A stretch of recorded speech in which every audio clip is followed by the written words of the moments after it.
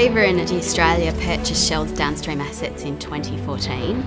It is an Australian-only company. We supply more than 50% of Victoria's fuel needs, so we're 100% committed to making sure that this business grows and is sustained for future generations. There's lots of interesting things on a daily basis, but certainly I think always looking for kind of those new opportunities, whether it be new products or just doing things differently. I think I've been lucky enough to have lots of great opportunities over a number of years, and a lot of people really supporting me, helping me grow, and also giving me those opportunities. I'm really excited about the future for manufacturing in Victoria. I think we've got the opportunity to really focus now and create long-term sustainable businesses.